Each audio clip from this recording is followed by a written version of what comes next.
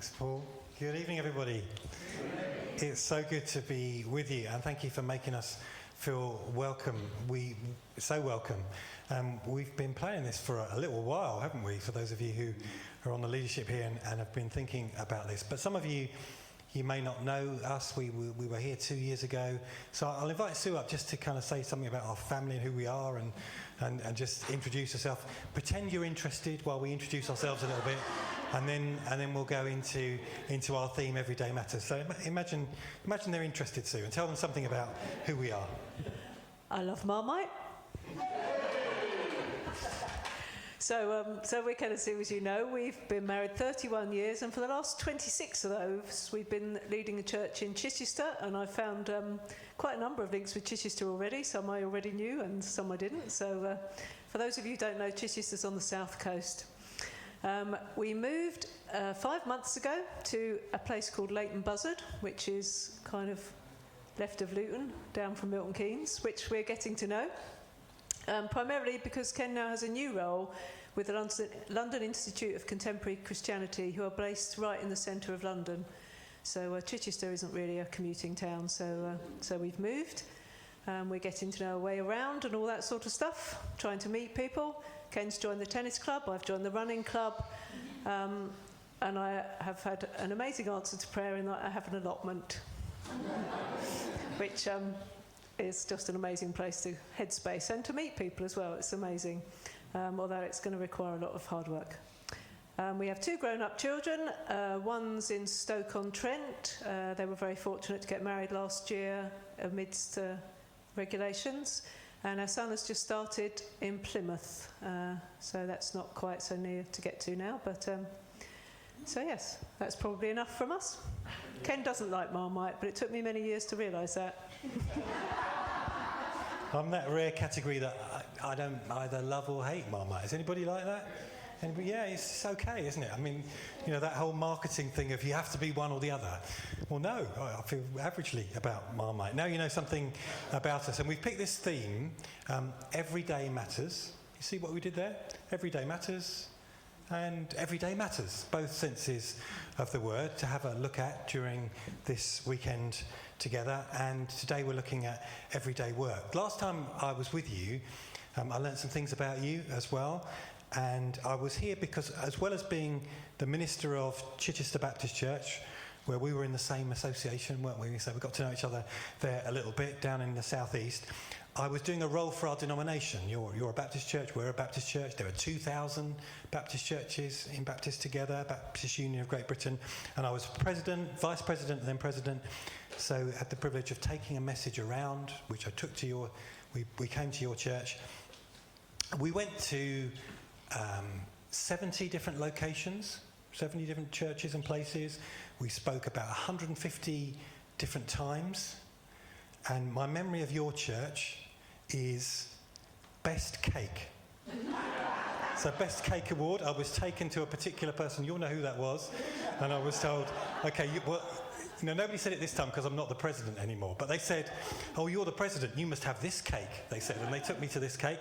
So you win out of, the 2,000 churches, Best Cake Award, and you also win, like, Best Conversation Award, because it wasn't just me doing a monologue, and it won't be this time either.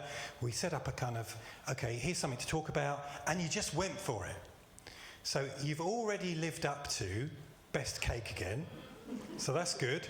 So I'm hoping you live up to Best Conversation again, and this isn't just me talking, and it's all of us having a dialogue together. So I can't remember when that was. Was that like 2 years ago, David? I can't. It feels like, it was definitely pre all those worries, but must have been winterish, sort of, I don't know, but maybe it wasn't winter, but it was. I think it was autumn. Autumn. It wasn't that long. Okay, right. So I'm going to start in this everyday work passage with a passage that might not be among the most important, but it is among the key passages from Jesus. It's not exactly his last words, but Matthew presents them as his last words. We have some later words in Acts, but they are some words that are vital, that your church and mine would hold dear, And I think within them, there's something about everyday work in them, and that every day matters. But it might be a bit hidden. So it says, then the 11 disciples went to Galilee, to the mountain where Jesus had told them to go.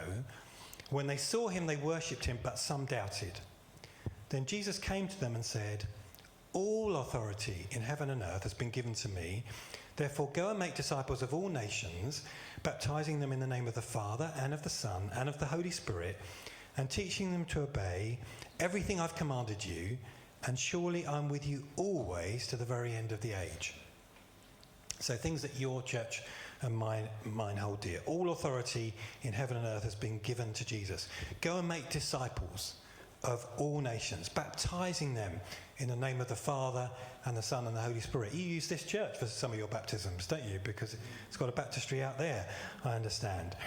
And teaching them to obey everything, not just some of the things, everything I have commanded you, and surely I'm with you always to the very end of the age. Let's hold on to that thought just for a moment. What we're considering is what it might look like to apply that always to all of our lives, all of our contexts. And so what I want you to notice, because it's a little bit hidden in this passage, is that Jesus is playing on words here. It's one short sentence in Greek, and he plays on the word all 4 times.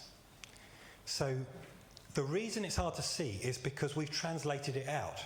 So we only have 2 of them. So Jesus says, all authority, small word in English and in Greek, has been given to me. We have that. Go and make disciples of all nations. We've got that one as well. And then he says, and teaching them to obey, still playing on the same word, all I have commanded you. And we've changed that to everything, but that's okay. And then it says, and surely I'm with you always to the very end of the age. Now, the thing with that is, I understand why it's written that way, but when I think of Jesus promising to be with me always to the very end of the age, my mind says, oh, he's promising to be with me now, and he's promising to be with me when I die in eternity. And that's true, that's absolutely true, that's his promise. But in Greek it doesn't say always, it's not one word, it's 3 words. It's the 4th all, in fact. Jesus says, and I promise to be with you all the days. All the days. So if you speak other languages, pick up a French Bible, it says, and tous les jours, all the days. And the Greek definitely says all the days. Now, for me, you can disagree with me if you like, though it wouldn't be a great start, would it? I might have just started. But you could if you want to. For me, all the days is slightly different. It means he's with me now. It means he's with me in eternity. But it means he's with me all the days in between. Good days, bad days, a whole bunch of average days too. And I mention the average days because if you're a church leader, like Paul here and me, nobody rings you to say they're having an average day, do they? They ring you because things have gone extremely well sometimes or extremely badly. Now, I'm not suggesting you all ring him up this week to say you're having an average day. Although give it a go, it'll show you we're listening. But more to say that for most of our people, most of the time, that is what's going on. And there's a promise here that he's with us in all the days, not just when we gather, but in the majority of our time when we're apart. And one way to look at that is with the word frontline, which is one of our terms for the organisation that I now work for, LICC, the London Institute for Contemporary Christianity. And it's just a way of saying, where is it in your week that you spend most time? Particularly thinking of most time with people who don't yet share your faith. And that could be your workplace, it could be your family, it could be your connection with the shop, it could be carers who come in and help you, it could be a leisure pursuit, it could be a range of things. That's your front line. You might have more than one, but what's your primary front line? A place in your week where you spend most time with people who don't yet share your faith. He promises to be with you all the days there.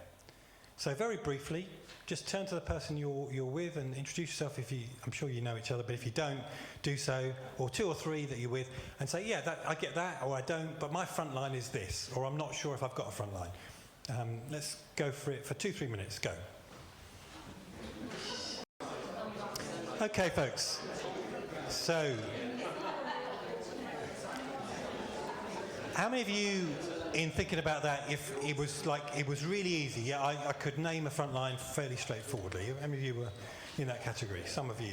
How many of you was it kind of a workplace? Yeah, my workplace is my predominant front line. How many of you was it like a leisure thing? Yeah, a few. How many of you was it family? Family would be your front line. We spend most time, but they don't yet share your faith. How many of you would it be neighbours? Like the shops, or people who come into you, like carers? Any other categories that you've got? Anything else? What haven't we thought of?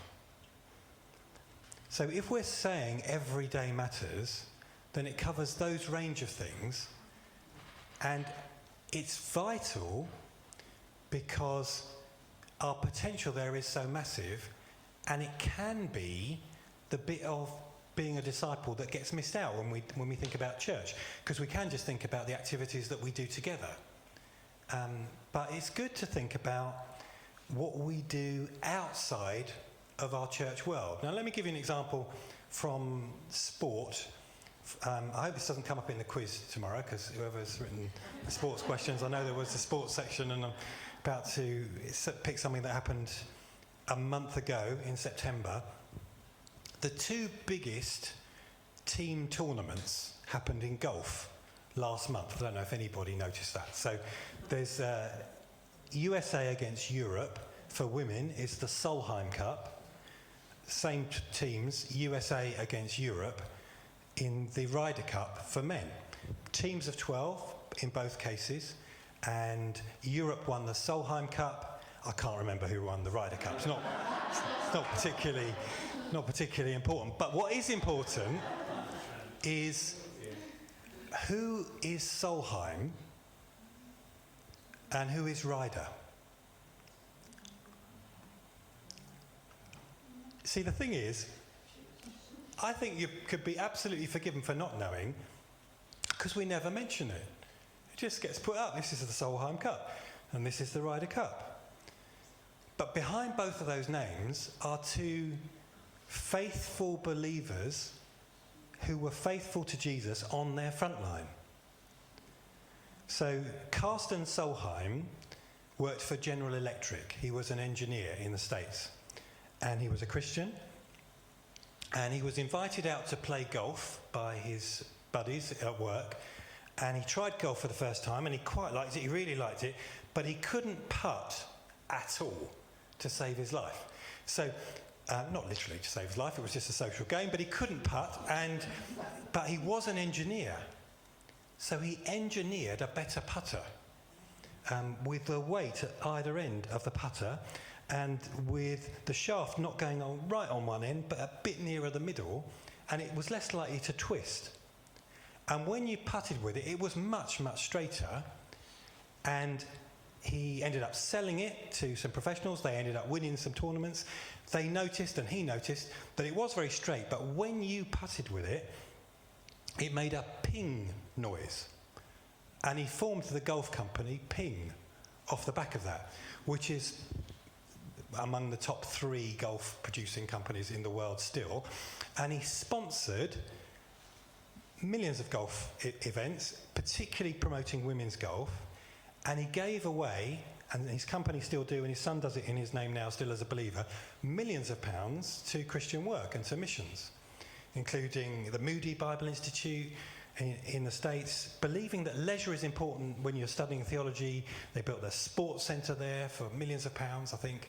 I don't know exactly the amount of money, but I do know they've given away millions, and I do know that his son learnt about working Christianly through his dad, because the faith permeated all that they did. Now, years before that, Samuel Ryder was a businessman, an entrepreneur, who these days would be an internet entrepreneur. He lived in St Albans, and his family had a gardening business, and he realised that the everyday person couldn't afford garden seeds.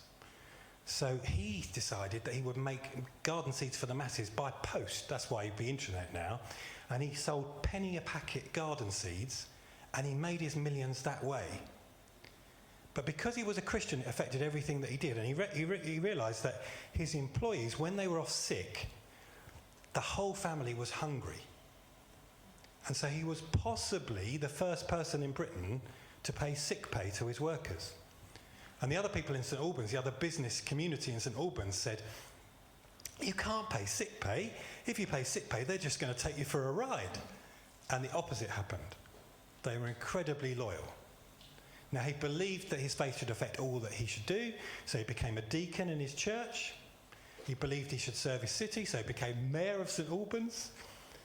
And he continued to serve faithfully in all that he did. When he was 50, he wasn't very well, and his doctor said he should try a sport, and his minister said try golf. And he loved golf, and then a little bit later on he realised that British golfers weren't doing so well against American golfers, and he set up the Ryder Cup tournament. But my point is, they're just everyday examples, extreme examples maybe, of people taking their faith and taking it extremely, extremely seriously. I'll just go back one before that video starts. I want to show you a video now, a short video clip that conveys some of this truth that I'm trying to help you to picture. But heads up that I'm going to ask you to then discuss it again with the people around you. What resonates, if anything? What jumps out? Could it be an image or a phrase that's said that particularly kind of interests you or resonates with you on a short video clip? Okay, let's go. Every day,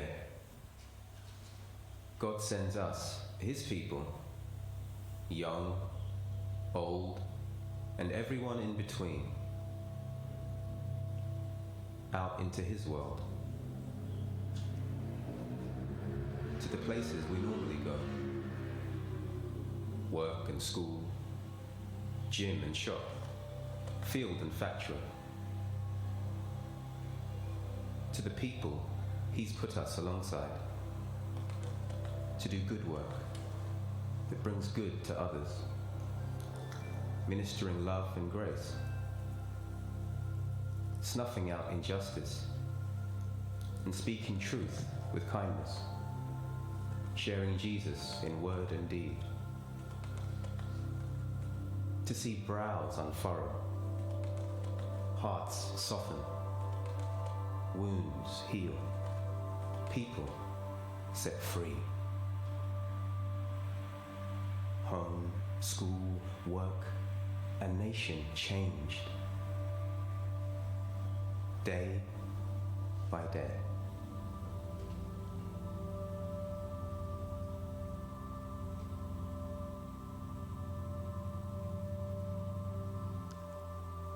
Okay, I said it was short, but it's short but sweet, isn't it? I think it says quite a lot of different things.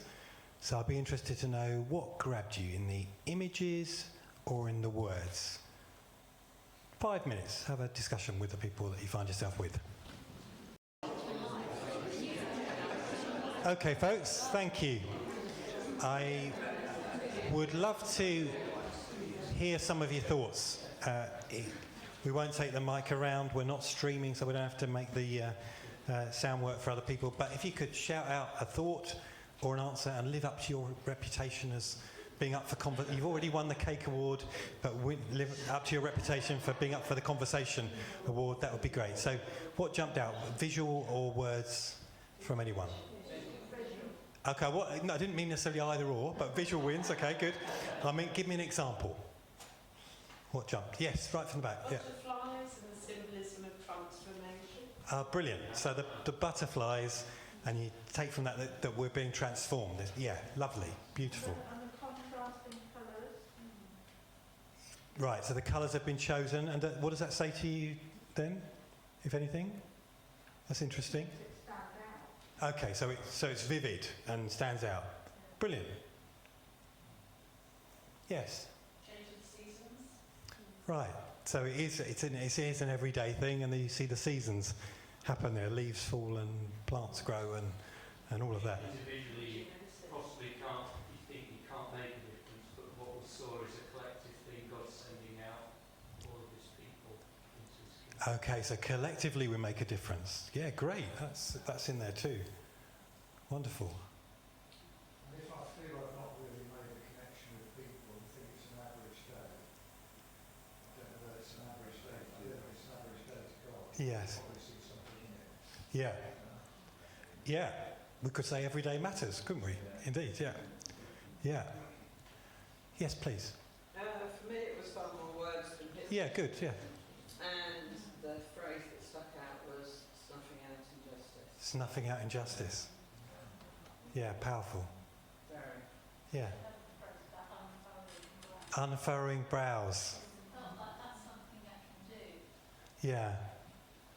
And it's close to your DNA here, isn't it? With renew well-being, you know, and all of that. It's a beautiful phrase. You picked out a lot from this, yes. Overall, it was just very simplistic, Yeah. and yet we can't delete it and make it difficult. Yes. And actually, it's just about being who we are and Yeah. sharing. Yeah.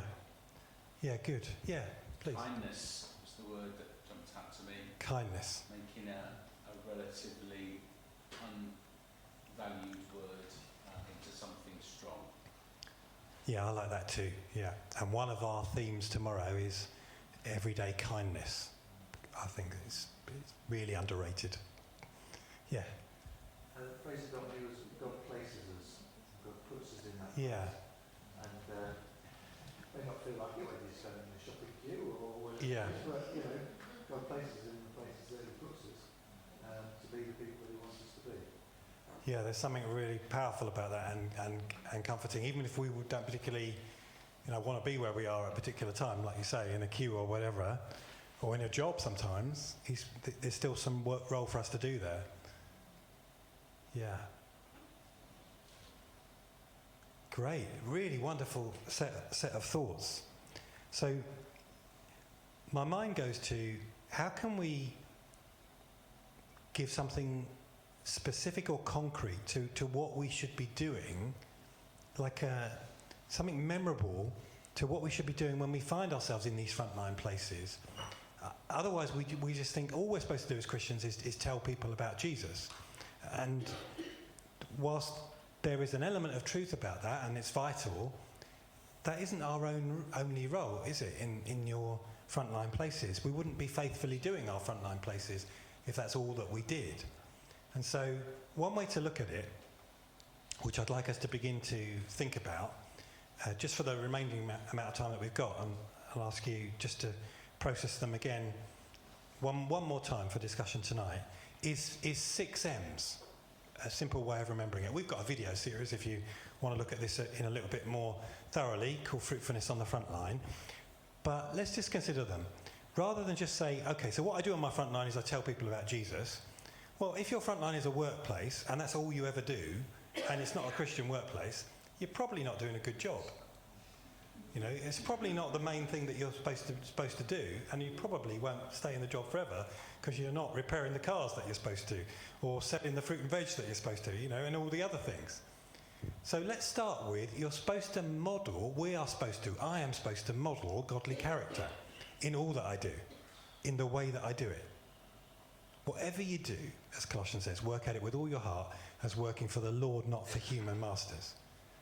So I'm supposed to model godly character in the way that I do it. Now, in addition to that, I'm supposed to make good work. The thing that I do, I'm supposed to do as well as I can, because it's as though it's God I'm serving, not just anybody else, and because it's part of my Christian calling to do what I can do as well as I can do for those who receive the work at the end and for those who I'm working for. And if I'm working for myself, I'm still working for God, paid or unpaid work, washing up at home or cooking or paid work to do a piece of teaching or in a hospital or in a local authority or in your own business to try to make good work. I'm also a believer that we are all ministers, not just us. Our theology is that everybody's who's a follower of Jesus is a minister, in the sense that we all minister to one another. Therefore, we minister grace and love. We also have a role in moulding the culture of a place. So it should be like we are salt and light, and our presence should have, over time, some influence that moulds the culture of a place. And then sometimes, even before we talk about Jesus, we should talk about something that's true and stand up for truth and justice. So in a workplace it might be, you're asked to not quite tell the truth about something. Or you're not quite comfortable with the way, if you did X, it would be treating person Y. And we're supposed to stand up for and be a mouthpiece for truth and justice. And sometimes we're called to be messengers of the gospel, to explain the message of hope that we have. And probably, if we do the other 5, that will be better received than if we just did number 6. Now, I've done a whistle-stop tour of those, and you could do a whole little home group series on them if you wanted to. But my final question for tonight for us to think about is, okay, you see that list, does it resonate with you? And which do you think is, like, if you were to rank them, which do you think is easiest? Yeah, I think I'd do that. I don't mean to blow my own trumpet, but I think I'll do that. And which do you think, okay, I think that I do personally find that hardest, or that's trickiest? And we'll see if we come to any sorts of consensus or if it's different. Okay? So, again, with the people that you're with, chat that through for a couple of minutes.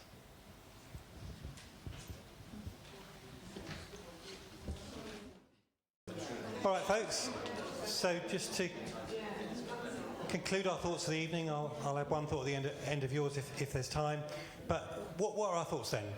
Seeing that list, for most of you for the first time, does it resonate? And which do you think? I think that's okay. Those ones are harder. That one's harder. Anybody jump in?